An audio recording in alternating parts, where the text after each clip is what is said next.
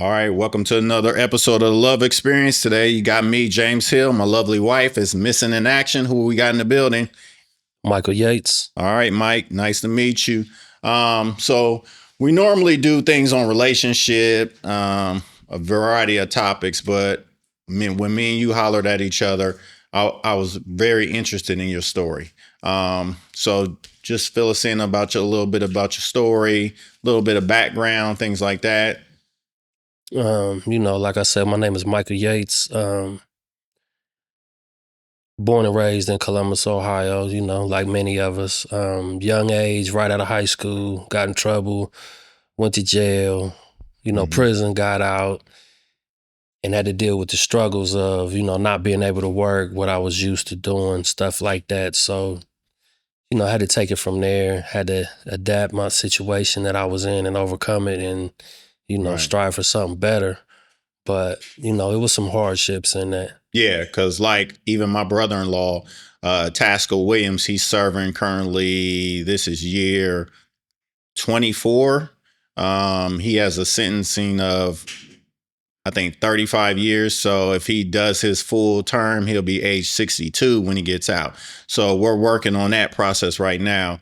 But like you said before, you did some time or Yeah, I did what they call super shock probation, where you get a 2-year sentence, and after 6 months you file your paperwork. Took 3 weeks later, so I did total 6 months and 3 weeks. okay, I didn't do no prison stint as far as sitting in there doing the time. right? My time was more or less after I got out. Being used to being able to work certain jobs. I had a job at UPS, but when I got out, I couldn't even get a job at a temp service. Man. Couldn't deliver pizzas. I always would hear. See, people don't even know that though. Like you couldn't even get like because when you serve time, it's supposed to be what is a rehabilitation. Right. You're supposed to get a second chance out in society, and that really don't exist. Yeah, that's irrelevant. That's over with. I guess it's their way of keeping us down in certain situations. Mm, mm. So you got out, and then, like I said before, I mean, we kind of had acquaintances. Like I said before, I used to have hair back in the day, so I would go to the Brown's barber shop, and then you was there cutting. Yeah, There was a lot of barbers there back in the day cutting. But then when I seen you at the next phase of life, I would see you at the Gahanna track walking daily. And so how long were you walking on that track? I was on. The reason why I was on that track is because I was on federal house arrest, and I was on there for 9 months. And I thought I was gonna go to prison. So eating crazy, drinking, doing all that. I was like, I'm gonna go work out this and that. But I ended up not going. So I was like, man, I got to deal with this. Started working out, running, eating right. Started working my mind out as well. Started reading, got real spiritual. Found out where you come from, stuff like that of that nature, what they call woke. Mm-hmm. But and then finding that, because I would never read. You couldn't pay me to read a book. You would never read nothing. Just for the simple fact, I had a little money. I was used to. I had that tunnel vision. You can't tell me nothing. You don't got more than me type deal. That's how people in the streets are. Right. We become ignorant to the money that we have, but we don't see later on down the road, you're not going to have that money no more. 9 out of 10 people don't have it no more. And then you end up broke and dumb. So, I'm just glad that I got spiritually enlightened. So after that, after I was, had the ability to read now, because my attention span was never there. If it wasn't fast, just like the money I was getting, I didn't want nothing to do with it. So, I took that over from there, started reading financial books, financial planning, a couple little books here and there, some mind books, 48 Laws of Power, stuff like that. And just took everything that I read, and I seen a lot of me in a lot of those things I was reading. So the concept of steel sharpening steel, that's what I was doing. I was just resharpening my blades because, like I said, I already had that. I would read so much of me. I would see me in so much that I was reading. Like, that's something I've done. That's something I would do. or, of that nature. So, I just took it from there, implemented a lot of the stuff, just rerouted my whole life. And, like I said, just took it from there, and it was lovely. It worked. Right. Because now you're doing a lot of business. We're going to touch on that a little bit later. But so you got out. I mean, was it difficult finding the jobs, like the regular jobs? Yeah, like I couldn't even work at a temp service. There was one temp service that I was hired in through before I got in trouble, and I was able to go back there. Okay. So then I went back there and I was working, and then one day they called me on the job like, it used to be called Manpower. Yeah. You remember Manpower staffing? Yep. They was like, well, we got bought out by Audia Deco. Yep. And they ran your background. So, we can't have you work. And in the late 90s, it's not like it was now. They were really on that record. If you had a record, you wasn't working. So signed up for barber school. I originally was going to go to barber school before I went to prison, but then I got out and, they were like, well, we don't accept felons. Oh. One of the schools said that.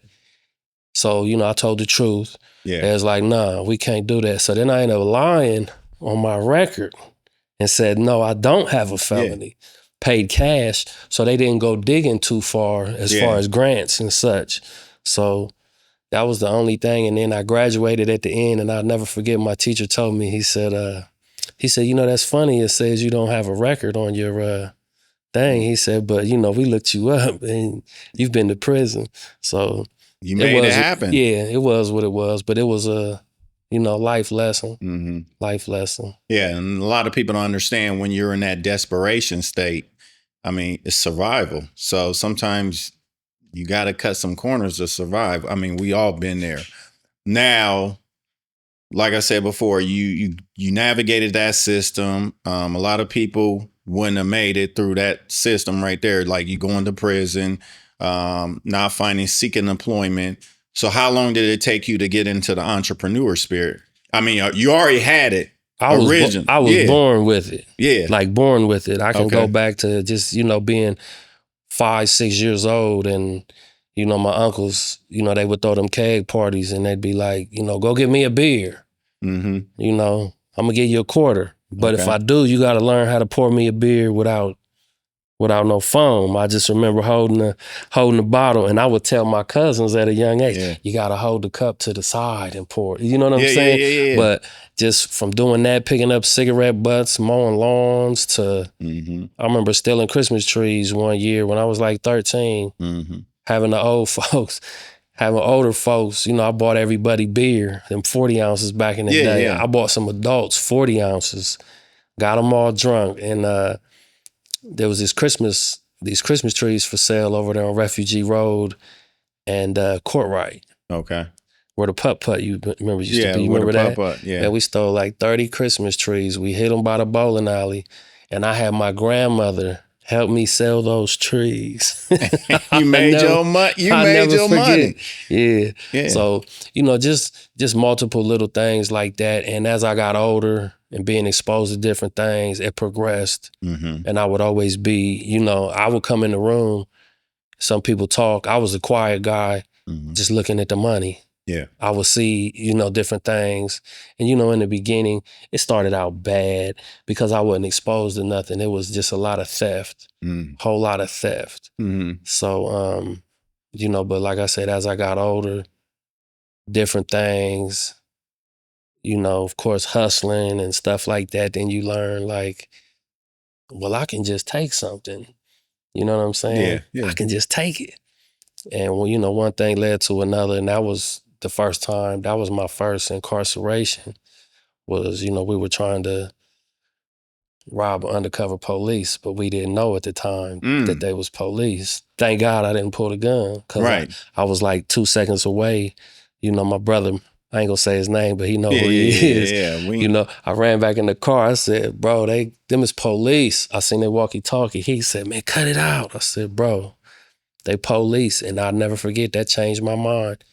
Because I wasn't a good kid, but I wasn't bad. I was more or less mischievous. Right. I could have went either way. But you explore. I mean, we kind of look at, you were exploring. Yeah, Yeah. like I said, I could have went either way. Could have went to the Air Force, been a pilot, scored nice on my ASVAB, but the movies and society and my Yeah. peers, everything got That to me. fast life. That That fast yeah, that life. street life. I mean, it catches Yeah. everybody. Mm-hmm. So you went through that situation growing up.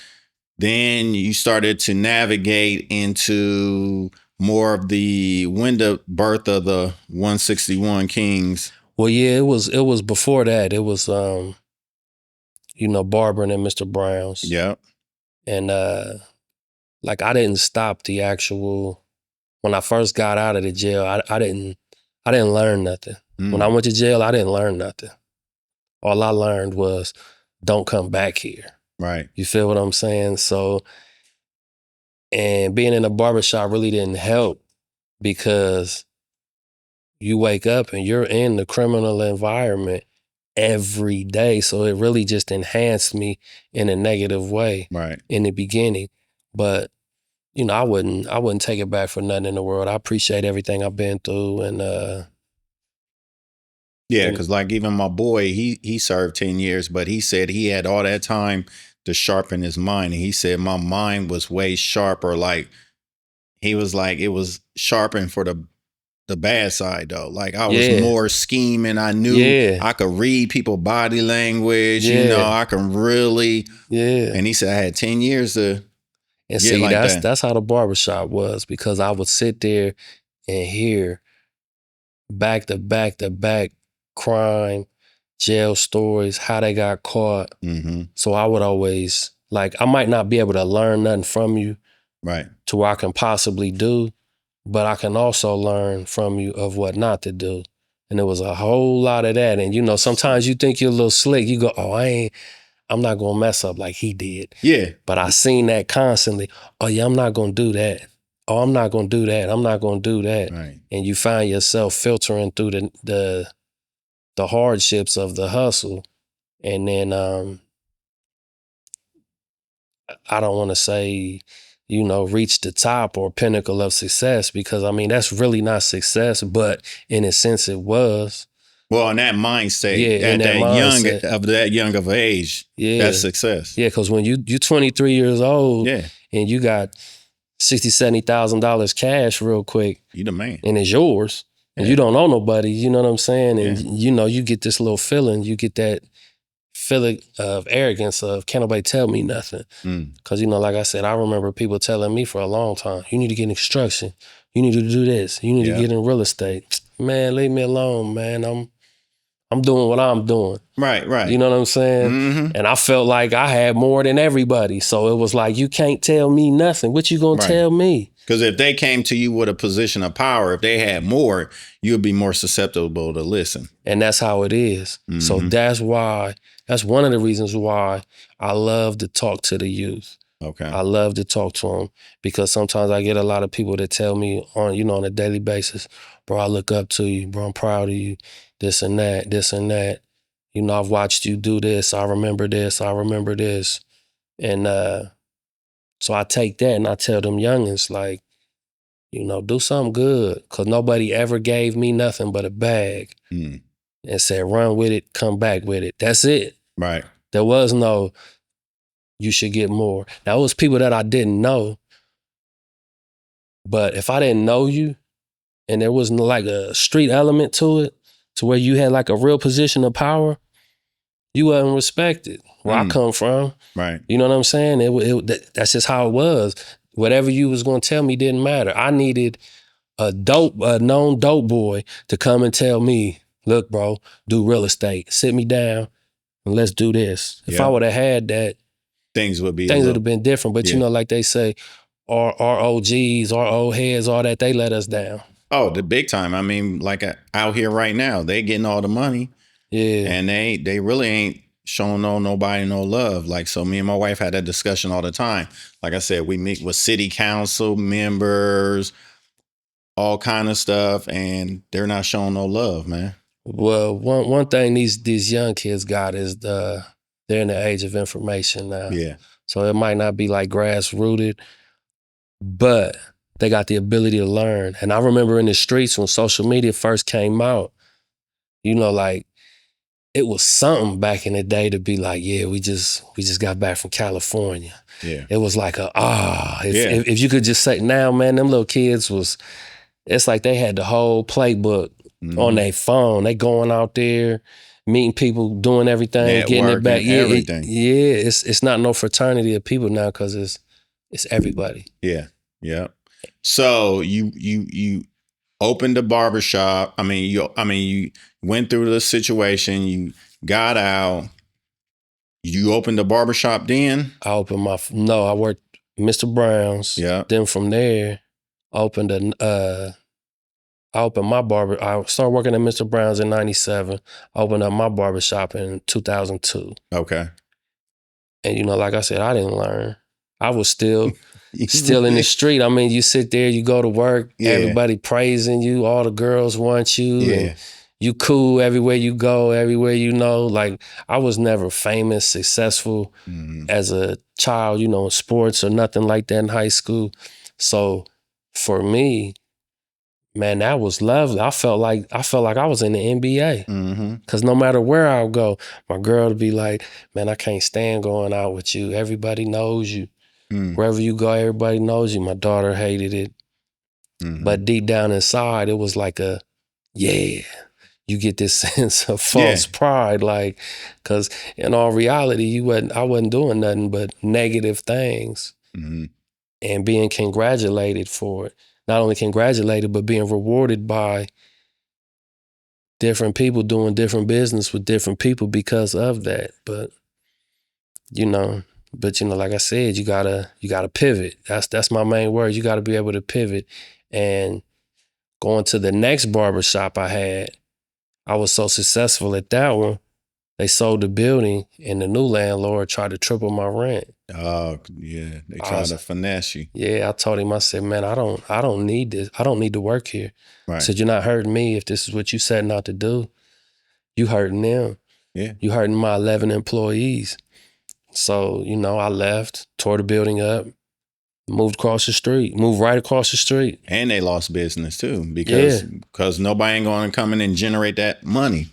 Right. So, you know, went right across the street, sitting there. Through the transition of that, I caught my last case for something I didn't even do. You know, to this day, it doesn't matter now. It's over with. Right. But I wasn't even there when the stuff happened. But because the facility was in my name, I had to take the rap on it. Man. So that was the last. Was that the wake up call or no? Yeah, that was the wake up call. Okay. Because one of the reasons that it happened, I called myself mastering. I looked back on how I always got in trouble. I said, I've always got in trouble in a car. Every time I've ever been in trouble. You got in trouble in a car? No, in a car. Oh, in a car. Okay. Getting pulled over. Yep. You know what I'm saying? Yep. So my new thing was, as long as I'm not in the car, I'm cool, because it goes back to that, you know, trying to be slick. Yeah. And this time, this was like a makeup exam, if you call it, for karma. Because I got in trouble for something I didn't even do. And I'm talking, I called myself, I was grooving in life and just chilling. Out of nowhere, just kidney shot. I said, that right there, that made me start to see that it's your environment, it's your, I'm not going to say your circle, but it's your train of thought. If you keep thinking that way, if you on that frequency, this is what you're going to get. And now, did a lot of people fall off too once you went through that situation, or they still remain? Nah, I had already went through that. You know, they said everybody needs a struggle or an incident to see who's real. Yeah. I had already went through that. When you got street fame and you're doing well, successful, you're going to get a lot of hate. How people hate on LeBron? Yeah. You know, no matter what they say. It's going to be some hate on LeBron. I can sit there and go all day on all the things they say. But in the street, it's the same thing. But you don't see it. Like, one of the things that they say of people in my category, if you're doing too well and it's unexplainable, they would say, "Oh, he's the police." Oh. You know what I'm saying? Mhm. He's telling. He's this. He's That's that. why he's safe. That's why he yeah. had this long run like Yeah. that. Or when other people around me get in trouble, why he ain't in trouble? Because first off, I didn't do what they did. Right. So it's like, just because I hang with someone doesn't mean I do what they say. You know, a lot of people know murderers. That don't mean you're out there killing people. No. You know what I'm saying? Right. So it was just one of those events. But the criticism, you know, you got to take it, you got to accept it, because if you're not being hated on, you ain't successful. You ain't doing something. Yeah, you ain't doing something right. You ain't doing something at all. But, you know, and that's another thing I tell many of the young boys used to come in the barbershop, and they be like, man, they saying this. I said, listen, bro, that's because you doing something right. Mhm. So just take it in that. Don't get mad. Get rid of that ego. Get rid of your emotions, because ego and emotions don't mix with money. Mm. Never have. It's and that's like being a man. Like, as men, we got to take that emotion out, because that emotion is very dangerous. I mean, you got to know how to channel it. I mean, we're both created by a man and a woman, so we have that. You need that emotion, that love and stuff, but you got to be careful, because it can be rage or jealousy. Man, being in the shop, I got to watch. I call it seasons. Okay. You know, like I said, the NBA, Yeah. I call it, I did my 25 seasons on the street in the barbershop. Mhm. So I got to see, every time somebody died, we would analyze the situation. Every time somebody got locked up, we would analyze the situation. It could be a woman getting mad at you, calling the police because you didn't cheated on her, or I watched somebody die. Well, I didn't watch them die. I know I had a friend that died, and his emotions got the best of him one night, you know, down talking somebody who he looked down on, and that dude took his life in front of the club, in front of everybody. So it's like, because men die over respect. I mean, that's a big thing. I mean, you don't know who you. Yeah, you don't. You don't. So, you know, I don't know if like, I was never afraid of nobody, because my dad used to thump me as a youngin'. So I always had that, you ain't gonna do what my dad did, so I'm not worried. So I was more calm. Like, you wouldn't take nothing from me without me. You know, you would have to deal with me. I wasn't no bruiser. I wasn't the knockout artist to where I'm going out starting trouble. No, that wasn't me. But you wasn't gonna take nothing from me. You know what I'm saying? And sometimes I remember I had a situation where, you know, some stuff happened, and the streets always want you to handle it how they would handle it. And I'm like, you know, it is what it is. Yeah. Come to find out, I'm just thankful that I didn't. Right. You know what I'm saying? Yeah. God blessed me with that. Well, with the insight of forward thought. I mean, forward sight. And, you know, what I thought ended up having to be true. But at that time, you know, they don't believe you. And a lot of people fall to that peer pressure because somebody telling you how they would handle it or what you should do. And we call that getting tricked out your spot, getting knocked off your square, you know, somebody putting a steering wheel in your back. So they're putting that battery pack and they playing on your emotions, hyping you up, have you crash out. Exactly. And they're going to watch too. They're going to watch, eat popcorn. They're going to talk about you like a dog. Like, I can't believe he did that or she did that. And they set you up. Yeah. So you went through that. That's them emotions. Yeah. That's what I work with students on. So you opened up this business? What had happened was I started buying houses.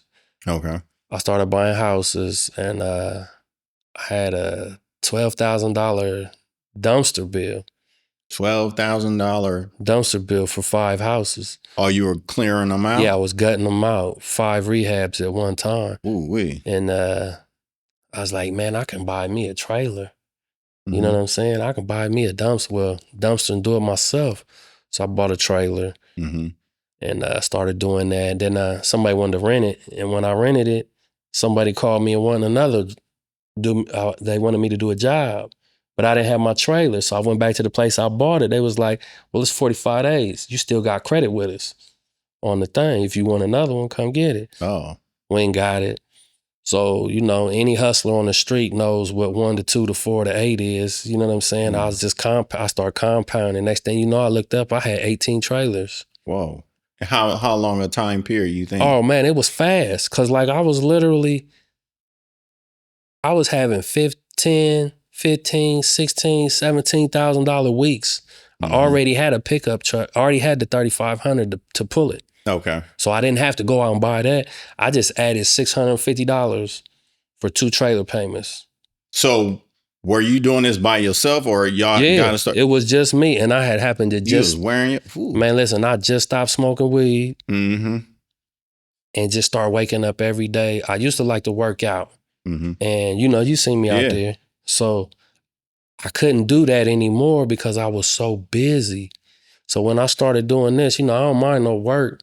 Man, I just remember making my first day. I always used to say, if I could make $1,000 a day, I would never think about nothing, no criminal activity. And you know, I made $1,000. I remember making my first $1,000, and it's always a game to me because tomorrow I want to go make $1,500, and then I get that $1,500. Then I want to make $2,000. I remember making $5,500 once in one day by myself. Exhausted, yes, I was, but I did it, and seeing how that took off, I woke up every day and was like, man, this is my calling. Yeah, this is it. You know Because what I I'm remember saying? when you would you came in a barber shop with Steph. I mean, I was getting my beard lined up or something, and then you was talking about the trailers, and I was like, it ain't no way. I'm like, that's a lot.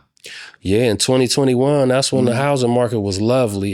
You know, it was what do they call it? It was a seller's market. Everybody was having their way. The houses was expensive. The interest rates was low. Right. Everybody was doing good. Everybody was too good to do their own trash. So I got in right at that time in the sweet spot. You know, I tell somebody $1,000 for that, $1,000 for a trailer load of trash. They like, all right, man, I'd be there 2 hours. Go to the dump, go to the next job. Everybody paying like it was nothing. I would go to the real estate meetings. Yeah. Meeting people, shaking hands. Everything was word of mouth. To this day, I don't have a website. I'm not on Google. I'm not on none of that. And we'll probably bring in $1 million this year, gross. So say that again. So y'all not on Google. You're We're not on Google, LinkedIn, Yelp. Don't have a website. Everything word of mouth. I went out there everywhere. I went to real estate meet and greets, paying for advertisement. I did pay for some advertisement, but it would be a word of mouth advertisement.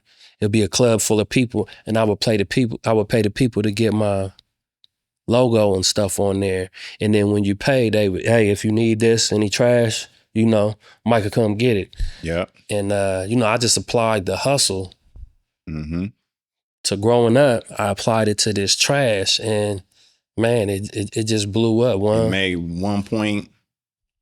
Lot of money. And that's a lot. A lot of money. Yeah. In your industry. A lot of money. I mean, I would be on Facebook every day. I got a friend, we have the same name, identical name. We get confused a lot for stuff in Columbus. But in the beginning, he told me, he said, man, Mike, post every job you do. And you know, you follow me on Facebook. Yeah. You probably used to get tired of seeing that trash. Like, man, this boy, it ain't stopping. He's doing it, but it's motivation because now I on Facebook, I started to see, I'm like, man, he is busy. But it was inspirational too. But another thing too, nobody in my position, because at one time, I had 14 houses. Man. Nobody who owns 14 houses is going to go do trash. Nah. They're not going to lower themselves because that's the ego. Right. That's the attitude, the ego, all the things we talked about. But being a barber, we're not the most intelligent. And like I said, I missed out a lot in life because of that tunnel vision. So by me doing trash for a lot of these millionaires, it became more or less an internship. Because you ever notice if you ask a millionaire or a very successful person, if you ask them for advice, they always tell you, buy my packet, buy my course. Yeah. or they're not going to tell you nothing because they're afraid. They have the fear of you becoming to them. So I went basically incognito, played the trash guy. Did your internship. Would ask 50 million questions, did an internship for almost 4 years. Now my mind is right where theirs is, and my finances is past them. But what they don't know is I was already there. Mm-hmm. You know what I'm saying? And I read in a book, it said, I'm not going to say the book on here. I don't know how that goes. Yeah, I don't either. Yeah. But I read in a book where they were speaking on the gold rush. Okay. The real estate is the gold. You know, the people who were the pickers were the real estate investors and such who were going to get it. But it said very rarely did they become millionaires or very rich and successful. They say, you want to know who became rich? And I'm going to ask you right now. I don't even know. Who? The people who sold the shovels. So think about that. If you can transpond that into a lot of other things. Yeah. I was the trash guy. I had wholesalers.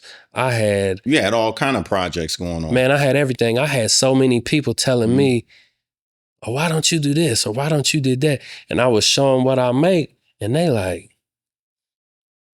I'm like, man, you have to sell 4 to 5 houses a week, every week, just to keep up with me. And I was doing it all myself even though it was a business, it still basically was a sole proprietorship. Yeah. Because I was the one going out there knocking it out. Then my woman, she started going out there doing it with me. She speaks Spanish, she's Colombian. So she was helping me get more workers, more jobs. I was going to more real estate meetups. Next thing you know, everywhere I go, like we got these real estate groups on Facebook. And somebody will say, I need a trash out or I need a dumpster. No lie, it'd be about anywhere from 4 to 20 people. They're adding me. Holler at Mike. I'll have friends with me from my past life. Yeah. And they'll see my phone ring. They be like, boy, it's like you selling crack the way your phone ring. And I said, man, that's the blessing though. You know what I'm saying? Because I put hard work. It goes back to time. Give anything time. And that's something that we don't. Yeah, we rushing. We don't believe it because we've never been showed time. All we've always been showed is something illegal or sports, something entertainment, and they're getting fast lump sums of money. So that's basically all we think. We don't know that we can grow it if we give it time. Right. But yes, you know, it's a blessing. So you went from there. I love how you just dropped them jewels about the gold rush. And I picked that up. I was like, oh man, the shovels. It had me really thinking. So to get in an industry of high demand, of high need. Yeah. You know. So y'all worked through that. You got the trash industry. Then where'd it lead from there then? People started renting out too many of my trailers. Okay. And I had 4 of them stolen. And I was contemplating quitting. I was like, man, they're going to steal all my trailers. And then my friends was like, man, just go get you a hook truck.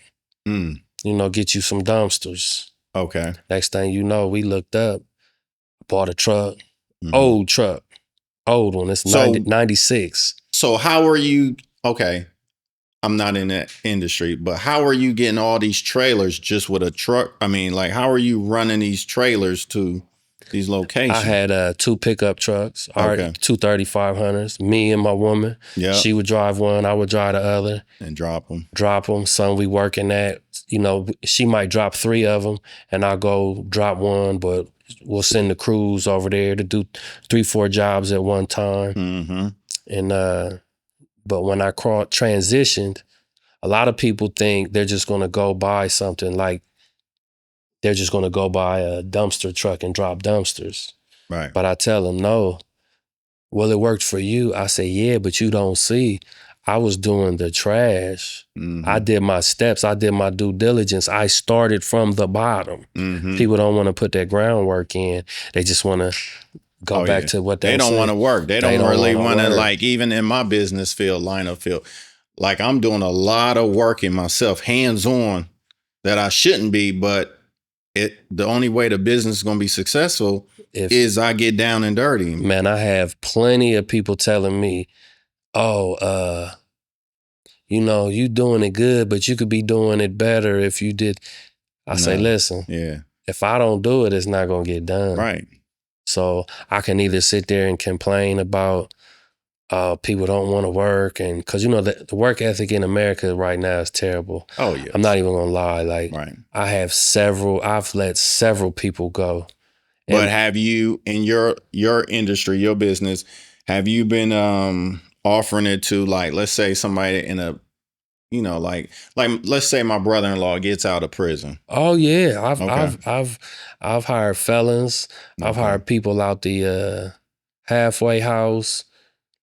So you employing the whole community, kids, older people, teenagers, young 20-year-olds. I've hired everybody, and for me to be the age I am, I don't feel no remorse for you, because I tell you, if I outwork you, right, there's no I don't feel bad, right? Because I'm double your age, and if I can do it, you should be able to do it. And a lot of people can do it, but their mind, they tell themselves this is too much. They'll get to the job site, this whole room will be filled up with construction debris, and it'll be like 4 loads, and they're sitting there telling themselves in the beginning, "Oh man, you know, this is too much." But it goes back to that track. When you be on that track, you got to cut everything in fractions. When you know you running at 800, you know, you that first 100 you run, you like, I'm 1/8 in. That second one, I'm 1/4 done.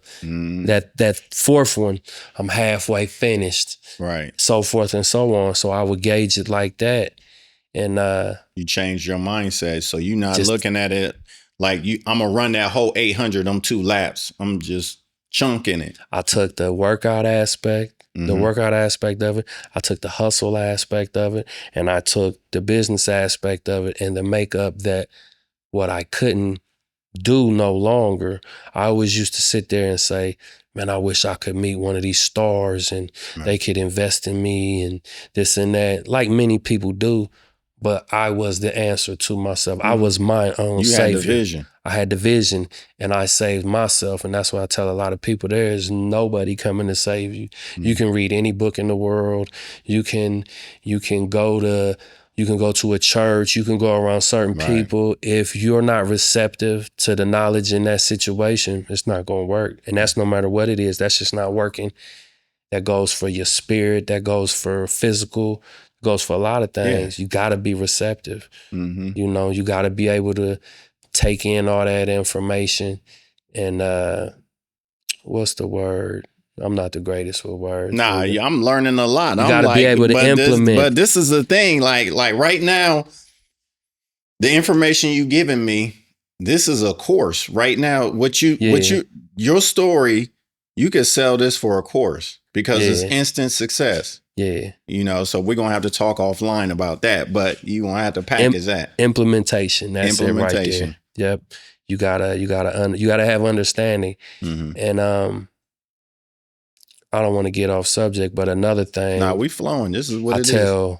I tell a lot of these kids, you know, because everybody wants to claim, I got ADD now. You know, I have a hard time paying attention. And I tell them, I said, me too. And I tell people, I said, I can't read. And they be like, you can't read?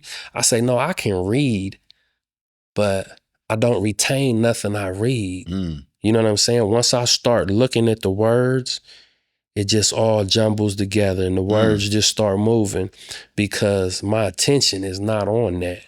And like I said, it took me to find myself spiritually before I found something that I actually liked. Man. So I'm wondering, if I went through that, how many other people go through that? Because once I found myself, once I found my spirit and I started reading, you started seeing all the answers. I started seeing it. So it's like, so once I learned that ability, I took it to other things financially. And, you know, I told you I was wanting to write a book. And just for specific reasons, I didn't know what to do. I didn't have nobody on my side. Right. But I was learning. I would go to the barbershop, go in my office every day, pick little stuff, write about it. Well, read about it, then write about it. And then as I was doing that, I learned business. Mm. So that's when I bought that trailer. Okay. And I figured it out. I had LLCs before, but when you have a barbershop, business-wise, that's like one of the worst things you can open, because you're not going to become a good businessman off of a barbershop. You won't. Look at every barbershop, look at every barbershop owner. They're very limited. And I'm not picking on nobody, because that was me at one time too. Right. You don't have to read. You don't have to, it's so many things you do. All you gotta do is do your taxes every year and go to work every day, put your hand out on Saturday, and people smack your hand with money.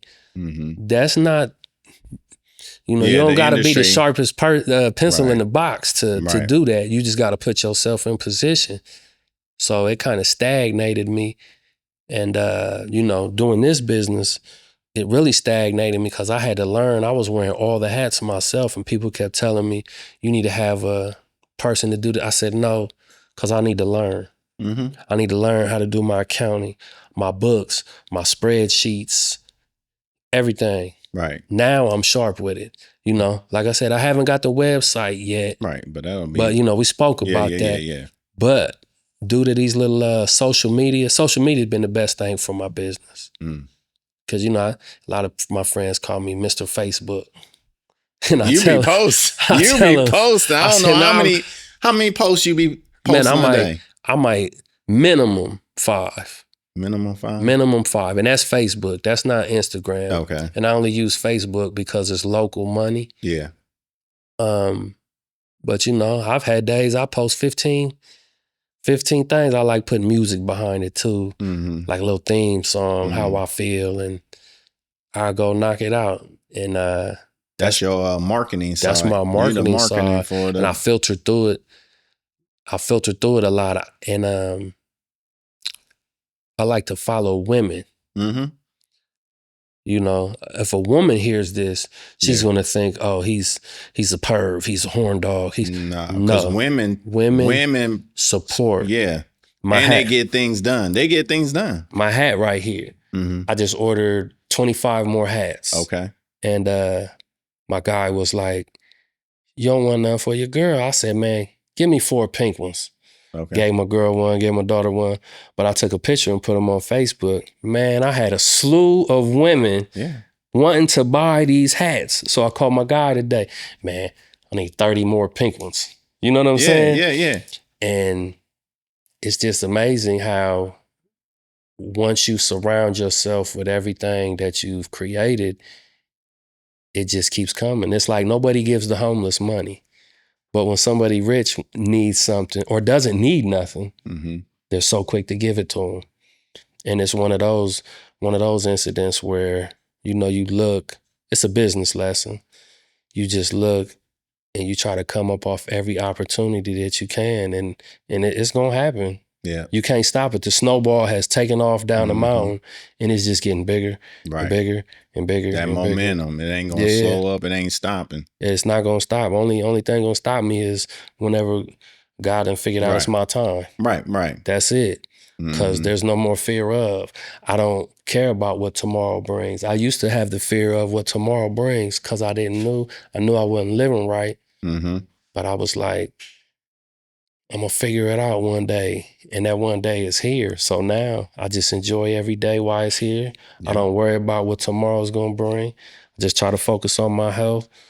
I got a little young girl. She's 5 years old. And just focus on you her. Happy. I mean, you happy, you're successful, and you're feeding the community. You're helping people. You're employing people that may not even be able to get a job, man. Oh, yeah. Like, we just bought 5 dump trucks, and that's a lovely lane. Like, I never knew, but every time I do something new, I think of everybody who ever came to me and told me. And sometimes I reach out to them.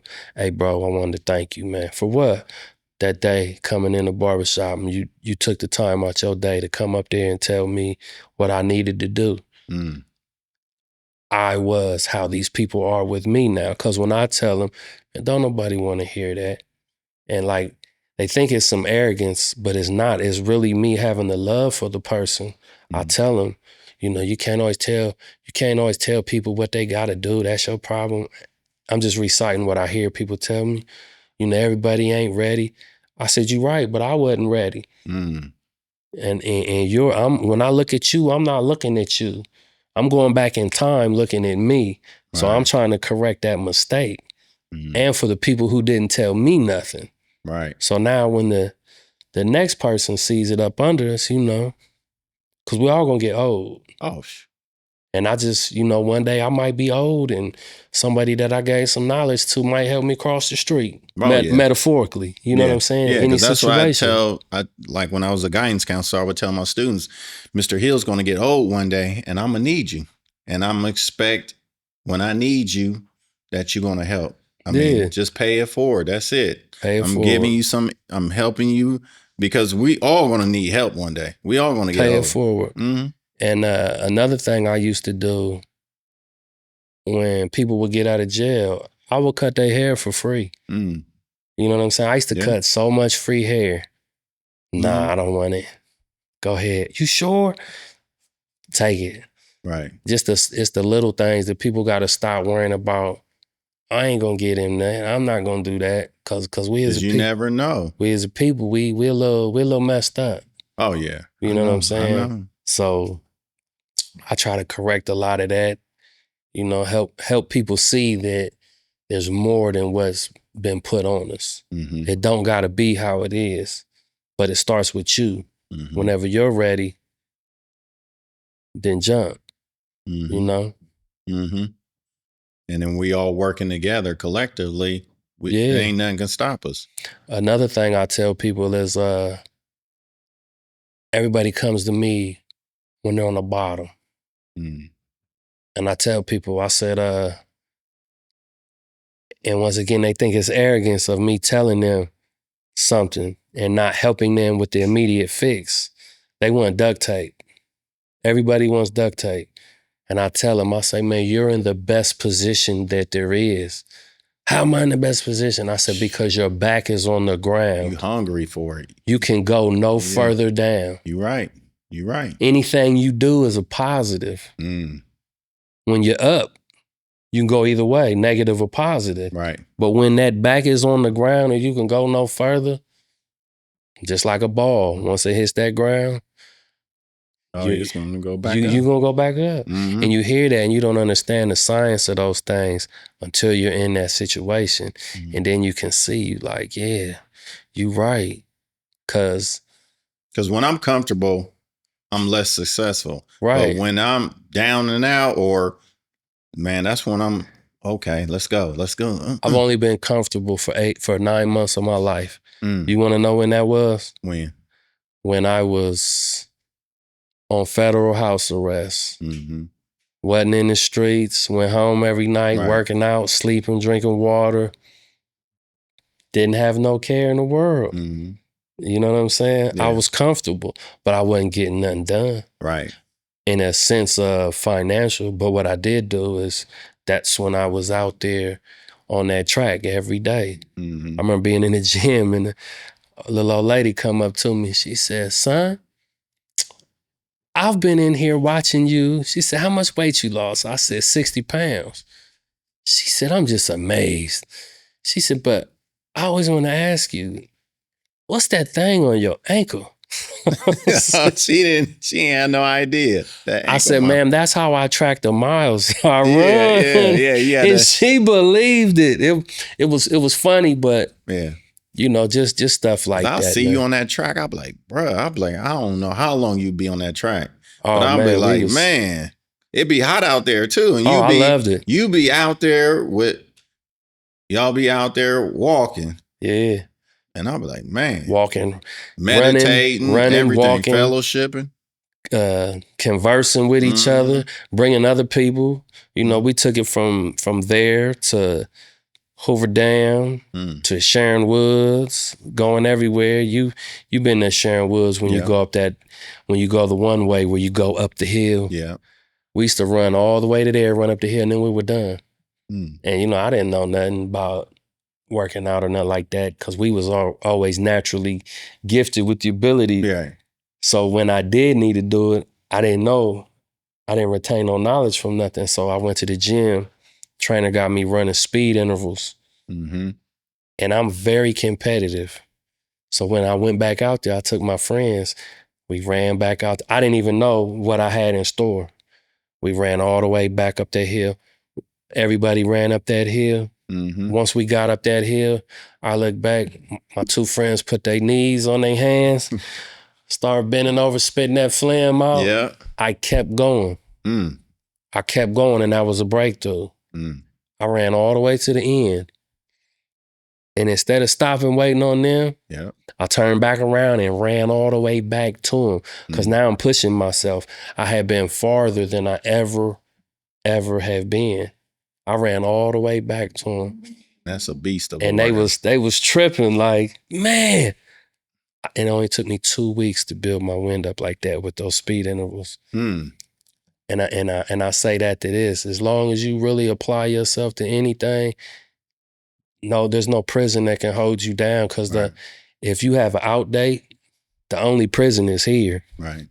The limitations that you put on yourself. Because if your back's on the floor, you got nowhere to go but up. Mm-hmm. And not knowing that the life that they put us in, the quote unquote, the school life and everything, all that was they groom you to be a slave. Right. So what I didn't know was actually going to prison broke those chains. I wasn't conformed to the natural order that they give you. Mm-hmm. So now the route I went was the entrepreneurial life, Right. which, you know, like I said, was the greatest gift, was having the chains cut and having to do it myself. And that's the challenge. I love it. I love the entrepreneur side because it keeps you sharp. Yeah. And then you have the autonomy to be a free thinker now. Yeah, right. And I've always and I don't think in the box. And you know, being in the barbershop, we have a lot of arguments. And I tell everybody, you got to get out the box. People argue, no, I ain't in the box. I'm like, but you are. You work a job. Yeah. You know, so you get a paycheck. You are in the box, bro. Because nobody that's out of the box, there's another term in one of those books. It says, don't accept a free lunch. And I look back at that. Don't accept a free lunch. Yeah, don't accept a free lunch. It's deep. It's deep. It's one of the power books. I'll tell you when we get off here. But yep, don't accept a free lunch. Basically saying don't accept what's given. Mm-hmm. You know, especially from your enemy. Because if your enemy can feed you, they can also starve you. Oh, yeah.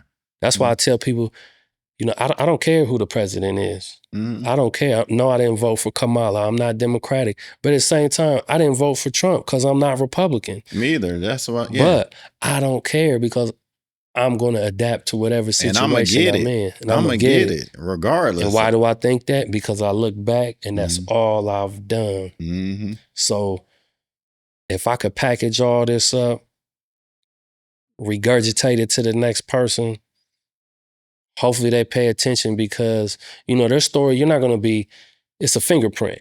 You're not going to be exactly how I am. Right. You could be worse, but you got potential to be even better. Because if you get it at the right time, you know, like I said, time is the main thing. And I don't have as much time as the youth, you know. And I tell people I woke up broke on a couch, on one of my good friends' couch at 35, 36 years old. And that would have broke a lot of people. Dead broke with nothing, no skills. I had barbering. But no, I'm saying that at that age, that would have broke a lot of men. Yeah. You know what I'm saying? But I used to talk to myself and I would sit there and say, I'd be sitting there rocking back and forth just like I'm doing right now. Like, yeah, I'm going to be back. I used to write things on paper, write figures down. Manifesting. But didn't know that that's what I was doing. You know what I'm saying? Because like I said, I started reading those books after I became who I was. And all those books just let me know that I'm the one I'm reading about. Right. I just need to be aware of who I am. And once I figured out who I was, I ran with it. You know what I'm saying? And I used to be worried about what people say or the dogma, whatever the dogma was. They could put their dogma on me and I would feel bad. Like, I have religious people in my family. Oh, you gonna burn in hell. You ain't living right, this and that. And it would get me down because I believed they was right from a negative point of view. And once I shook that and once there was no more fear, this was a wrap. It's over now. Your average person is fearful. Mm-hmm. I tell everybody that I know that's tough, I'll be like, bro, you afraid. They be like, I ain't afraid of nothing. I said, no, I ain't say he's afraid of no man. I said, you afraid of yourself. Mm-hmm. You got the worst fear. Mm-hmm. You don't believe in yourself. Mm-hmm. And if you don't believe in yourself, like. And that, not to cut you off, but that's when I left the schools and I betted on myself. That was the greatest feeling. You know what I say? That was the greatest. When entrepreneurs, this is for any entrepreneur, when you go on your own, it's like a game fix because you're betting on yourself, but the game is rigged because you know what you need to do, when you need to do, and how you need to do, and why you need to do. And you're going to execute everything to that order. You're not dependent on nobody. Like, everybody tells me, oh man, don't, like I said, we just got into dump trucking. And I hear a lot of people tell me, man, just start with one. Just start with one truck and, make it work. But if you know me, I've never just done that. You multiplying it. Because I always had a plan. I went into it knowing, just like a stock, the volatility of it in the beginning, when you buy crypto or a stock, what's the first thing it does? Go down. It goes down. So if you can brace for that, plan for that financially, because that's all it is financial. So once you figure out everything, what's going to happen next? It's going to go up. You're going up. It's going to skyrocket. It's going to skyrocket. And it's going to split. And that's basically it. What it is. So I'm in a perfect position. Hopefully 2 more weeks, 3 to 4 to 5 more trucks. So it's like, why stop? I don't fear. My fear isn't what you fear. Right. I only fear the creator. That's it. You know what I'm saying? So anything else, it's just money. Right. I've had it and I've lost it. And I've got it back. And it'll come again. And that's my track record. So what makes me think that anything else is going to stop? So it's like, because like I said, I bet on myself. And that's the greatest feeling. And I know I'm going to win whatever I do. So why not? Right. So to me, the game is fixed in my side. So that's why I tell people, you better roll with me. So you dropped a lot of nuggets, a lot of information. Is there anything else you want to share with the audience? Dropping something else? I know we're going to be short on time, but it's never too late. Okay. I'll end it with that one. It's never too late. All right. So it's never too late for anybody. So you can be who you want to be. Yeah, you can be whoever you want to be, especially in the penitentiary world coming out. That's one of the things they say in the penitentiary. You can be anybody you want here. And that's how life is. If you believe in yourself, you can be anything you want to be. Okay. All right. So I appreciate you. For sure. All right. Stay tuned.